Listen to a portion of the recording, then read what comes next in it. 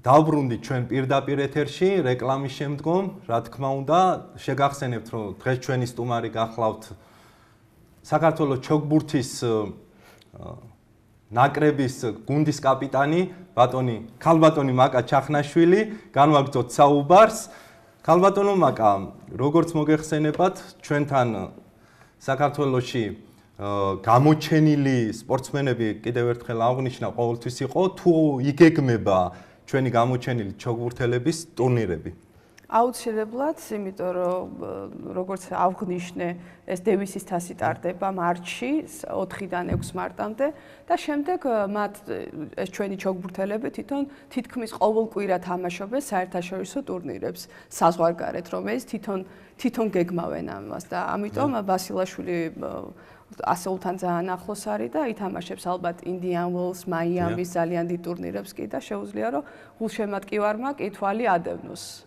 ასევე დიდი შლემები იქნება და რა ვიცი, მე იმედი მაქვს, რომ ქალთაში შაფათავაც წინ წავა და მიიღებს მონაწილეობას და ოლიმპიადაზე მოვიპოვებთ ლიცენზიას.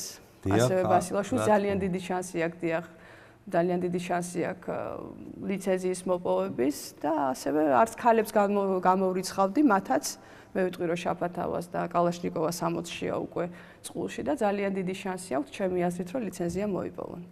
ძალიან კარგი იქნება, რა თქმა უნდა, მივესალმებით.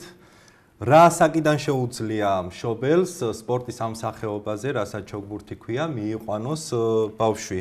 რომელი ასაკია რეკომენდირებული? საერთოდ ეს ასაკი არ არის, მაგრამ ძალიან ჩემი აზრით კარგია უკვე 6 წლიდან თუ მოიყვანენ კი. 5-6 წლიდან უკვე შეიძლება მოიყვანო ბავშვი. დიახ.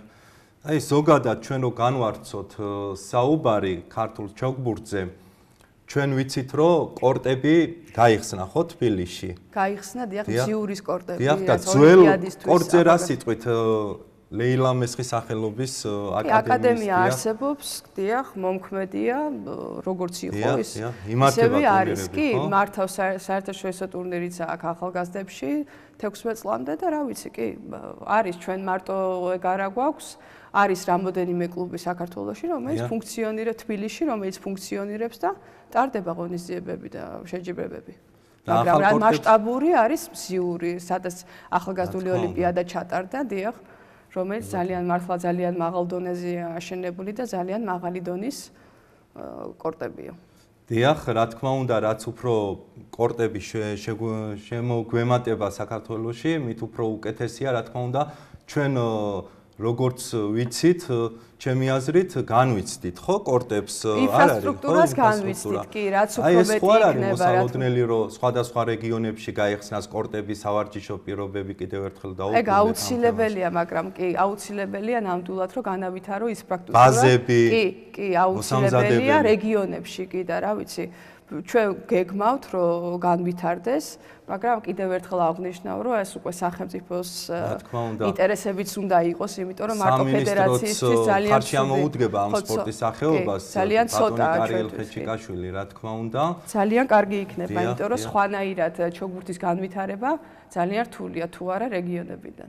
კი ბატონო, რა თქმა უნდა, მხარდაჭერა ყოველთვის ჭირდება სპორტს და იქნება ყურადღება მიქცეული. რა თქმა უნდა, განვაგრძოთ საუბარი. ქალბატონო მაკა, ჩვენ რა თქმა უნდა უკვე გითხარით აი თქვენი კარიერის შესახებ, მაგრამ აი რომელი ტურნირები უფრო დაგამახსოვრდათ? ჩვენ ქვეყანაში გნებავთ უცხოეთში, როგორ გაიხსენებდით აი თქვენი კარიერას, საჩოგბურთო კარიერას? ესე ტურნირი არ მაგამორჩევლად, იმიტომ რომ ძალიან ბევრი მოგონებები მაქვს. აი თქვენ თამაშების დროს მეტოქეებზეც რომ ძალიან ბევრი იყო, მაგრამ მე რაც მახსოვს, ჯერ ახალგაზრდებიდან დავიწყებ, ეს იყო 18 წლამდე ოლიმპიადა, იყო მსოფლიო ოლიმპიადა მოსკოვში, სადაც ვერცხლის медаლი მოვიპოვე და ყოველთვის ცნობილ ძემეჯევსთან დავმარცხდი ფინალში. შემდგომ იყო, რა ვიცი, ძალიან შემდგომ უკვე ვითამაშებ პროფესიონალებში. ვარ, რა ვიცი, ძალიან მრავალი ტურნირის გამარჯვებული და რა ვიცი, ესე ვერ გამოვყოფდი ვერაფერს. მე ეხა რაც მომდის, ეს არის პალერმოში, სადაც დიდ ტურნირზე 220-იანზე მეოთხედ ფინალში გავედი და პენეტასთან დავმარცხდი საკვალიფიკაციო რაუნდიდან, დიახ და ვარ, რა ვიცი, 50,000-იანის გამარჯვებული, 25-იანები მაქვს ბევრი მოგებული და ასე შემდეგ, რა ვიცი, ესე ვერ გამოვყოფდი. 50, კი, კი ბატონო, როგორც ტელემაყურებელს მოეხსენება, ახლახან დასრულდა ავსტრალიის ღია პირველობა, თქვენ თუ ადევნებდით თვალს? კი, ვადევნებდი, კი. და რა სიტყვით? მე რაზე ხა დავიწყებ ქალებით, რომ რა ვიცი, ყველასთვის ძალიან დიდი სიურპრიზი იყო, რომ კერბერმა მოუგო ვილიამს და იმიტომ რომ შლემის კი როგორც მოგეხსენებათ, ვილიამს შლემის მოგება უნდა და ეს 4 შლემს რო იგებ, გენიჭება შლემის წოდება, დიახ და მან რა ვიცი ძალიან მარცხით დაიწყო და ცოტა კი არა წელს უკვე გამორიცხულია ამ შლემის გაკეთება და რა ვიცი ეს კერბები ძალიან კარგი ჩოგბურთელია და დამსახურებულად მოიგო ნამდვილად. დიახ, ამ ტურნირში ჯოკოვიჩი აღარ ვილაპარაკებ, იმიტომ რომ რა თქმა უნდა უძლიერესია. უძლიერესია და რა ვიცი ვერავინ ვეღარ უგებს. დიახ, ამ ტურნირში რა თქმა უნდა მონაწილეობდა ქართველი ნიკოლოზ ბასილაშვილი, ჩვენ სიუჟეტებსაც ვამზადებდით ამის შესახებ. მის გამოსვლაზე რა სიტყვით? მის გამოსვლაზე ძალიან ძლიერი მეტოქე ყავდა მას, როგორც მოგეხსენებათ, დიახ და რა ვიცი ნიკო თავისი მაქსიმუმი გააკეთა, ალბათ უფრო მეტი შეეძლო, ხა ფედერერს რო არ შეხვედრილიყო, ალბათ გაივლიდა უფრო მეტ მატჩებს ითამაშებდა, სამწუხაროდ შეხვდა ფედერერს, რომელიც ჩოგბურთის ლეგენდაა და ძალიან რთულია შენ კუმირს ეთამაშო. მაგრამ ძალიან სასიხარულოა ჩემი აზრით, რომ ეთამაშები ფედერერს და ესეთი რა ვიცი, მე გამეხარდებოდა პირადად, მე რომ მდგარიყავი და ფედერერისთვის მეთამაშა და იმედია რომ შემდეგ შლემებზე უკვე კენჭრის ყრაშიც გაუმართლებს და უფრო ადვილი კი მეტოქეები შეხვდება, რათა თამაში შევიდეს და უფრო რეიტინგში მე წინ წაიწიოს. ახალგაზრდა და ყველაფერი წინა აქვს, ესეც მიღწევაა რომ ფედერერ შეხვდა. ეს ფედერერს რა თქმა უნდა ცნობილი საუკეთესო ლეგენდა, ჩოგბურთის ლეგენდა ჩემთვის ნამდვილად ყველა დროის საუკეთესო ჩოგბურთელია ნამდვილად. კი ბატონო, აი ზოგადად ჩვენ რო განვიხილოთ ახლა ამის შესახებ, აი რა სიტყვით სხვა ტურნირებს თუ ადევნებთ თვალს, აი ერთეულთა თანრიგში, წყვილთა თანრიგში, სოფლიოში და თქვენ რომელი ქვეყნის წარმომადგენლები მოგწონთ უფრო, აი ჩოგბურთელები? ჩოგბურთელები მე რა ვიცი, ეგრე არ მაქვს, კიდე ერთხელ ვიტყვი, არ მაქვს გამორჩეული, მაგრამ რა თქმა უნდა რუსეთის სკოლა ძალიან მაღალი სკოლა, ასევე ჩეხების ამ ბოლო წლებში წამოვიდა იტალია, საფრანგეთი. შარაპოვა დიდი ჩოგბურთელია და დიდი სპორტსმენია და რა ვიცი დღემდე ასპარეზობს და რა ვიცი რა შემიძლია ვთქვა შარაპოვაზე ძალიან კაი ჩოგბურთელია. კი ბატონო.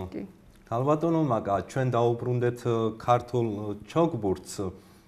აღსანიშნავია ისიც რომ ქართველი ჩოგბურთელები ჩვენ უკვე ვახსენეთ რომ ტრადიციულია ეს სპორტის სახეობა რა თქმა უნდა, მაგრამ კიდევ ერთხელ დაუბრუნდეთ იმას, რომ გავიხსენოთ მესხის თამაშები. ლეილა მესხი ყველას მოეხსენება როგორი ჩოგბურთელი იყო. ძალიან დიდი ჩოგბურთელი იყო, ნამდვილად. მე პირადად მესხის მატჩები არ მახსოვს, იმიტომ რომ პატარა ვიყავი, მაგრამ ძალიან დიდი ჩოგბურთელი იყო და რა ვიცი, ძალიან ბევრი ტურნირის გამარჯვებული ასევე, შლემებზე ასპარეზობდა და რა ვიცი, რა შეიძლება ვთქვა, დიდი ჩოგბურთელი იყო ნამდვილად და მე პირადად არ მახსოვს ლეილას თამაშები. დიახ, რა თქმა უნდა, თქვენ ასაკით პატარა ბრძანდებით. ხო და ამიტომ არის ეს. ამიტომ ალბათ მაყურებელს უფრო ახსოვს კი. კი, რა თქმა უნდა. ჩვენ აღვნიშნეთ, რომ აი სამომავლო გეგმები და აი ახალგაზრდა გოგოების გეგმები როგორი იქნება, აი ეროვნული ნაკრები კიდევ ერთხელ ვთქვათ, რისთვის მოემზადება, რა ტურნირებისთვის და ამის შესახებ მივყვეთ თანმიმდევრობით ასაკის მიხედვით, რა თქმა უნდა. კი, ეს არის კი ჩვენ ყავს ნაკრები 12 წლამდე, 14 წლამდე, 16 წლამდე, დიახ, რომლებიც ფედერაციის ეგიდით გაემგზავრებიან საერთაშორისო ტურნირებზე. აქაც ჯერ ესე დაგეგმილი ზუსტად გაწერილი კალენდარი არ არის.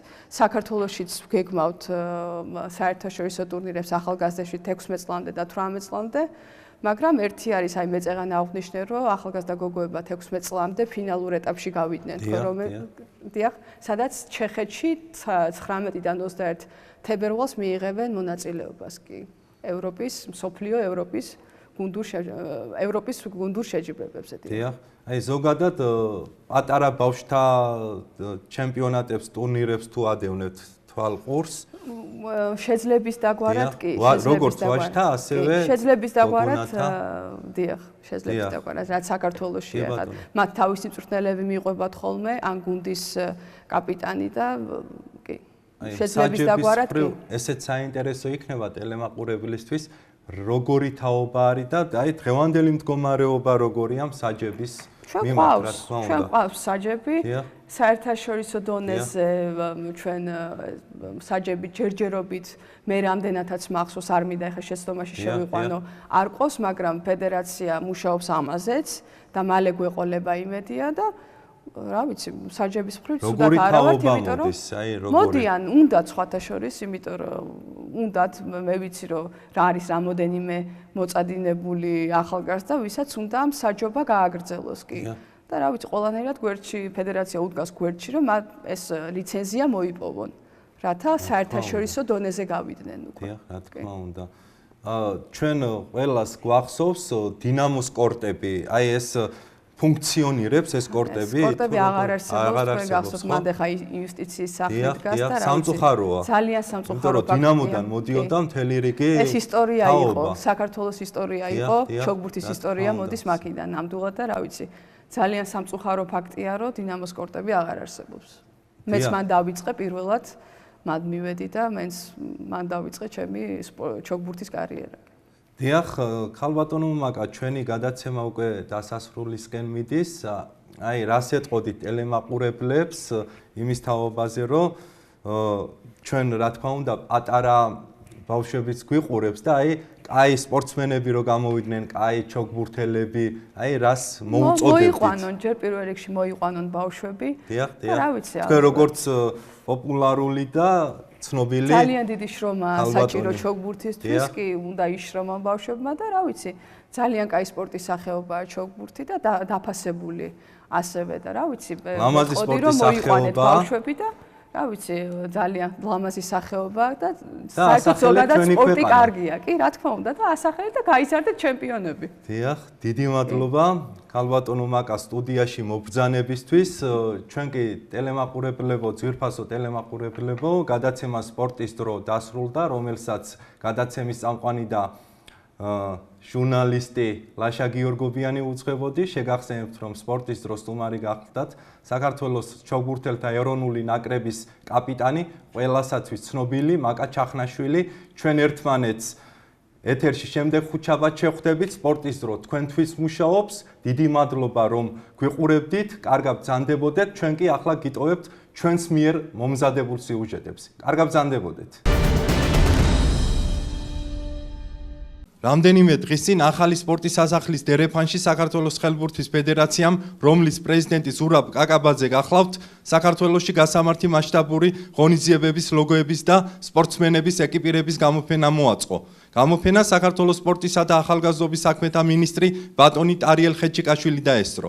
8-13 მარტს თბილისი ხელბურთელთა განვითარების თასს უმასპინძლებს. ასპარეზობაში 1997 წელს და უფრო გვიან დაბადებული ხელბურთელთა გოგონათა ნაკრები გუნდები მოსინჯავენ ძალებს. შეჯიბრში 8 გუნდი მიიღებს მონაწილეობას. მასპინძელი ახალგაზრდული გოგონათა ნაკრები: ბელგია, ლატვია, ფარერები, კვიპროსი, მალტა, ალბანეთი და სომხეთი გამოავლენს ევროპაში საუკეთესოს, რომელიც 2017 წელს რეგიონულ კონფედერაციების გამარჯვებულ გუნდებთან ერთად ინტერკონტინენტალურ თასზე ითამაშებს. თბილისის ახალ სპორტის სასახლეში საქართველოს სპორტისა და ახალგაზრდობის საქმეთა მინისტრმა ბატონმა ტარიელ ხეჩიკაშვილმა საქართველოს ფიზიკური აღზრდისა და სპორტის სახელმწიფო სასწავლო უნივერსიტეტის რექტორს, პროფესორს, სპორტის ამადგარ მოღვაწეს ბატონ გურამ ძაგანიას სპორტის რაინდის წოდება მიანიჭა. ტელეკომპანია დროს და გადაცემა სპორტის დროს სახელით ბატონ გურამს ულოცავთ უმაღლესი ჯილდოს წოდებას და წარმატებას უსურვებთ თავის საქმიანობაში. გასულ უქმეებზე საქართველოს სუპერლიგის მე-16 ტურის მატჩები გაიმართა.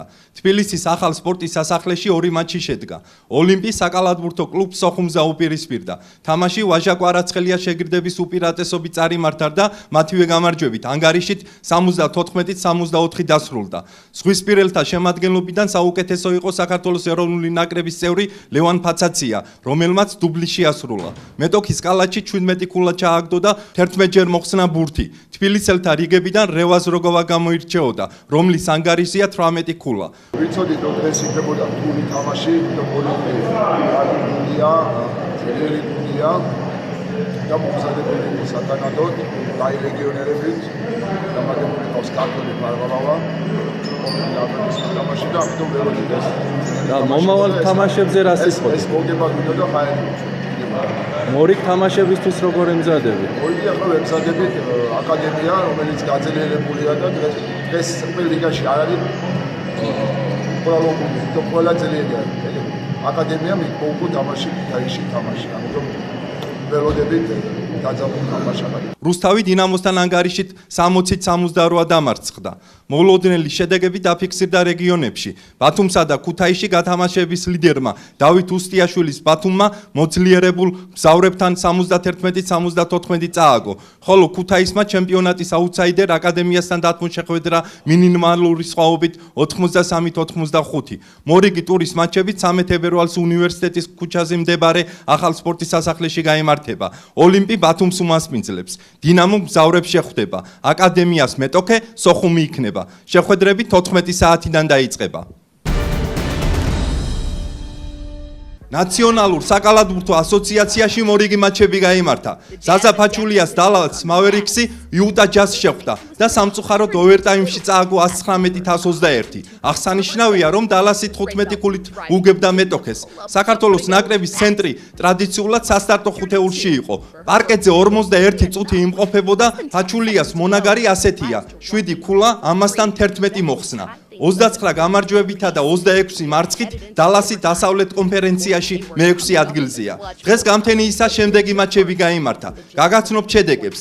ფენიქსი გოლდენ სტეიტი 104-112, კლივლენდი ლეიკერსი 120-111, მინესოტა ტორონტო 117-112, ნიუ-ორლიანი იუტა 196, ჩიკაგო ატლანტა 96-113, ბოსტონი კლიპერსი 129-124, ბრუკლინი მემფისი 90-109, დეტროიტი დენვერი 92-173, ინდიანა შარლოტა 95-117.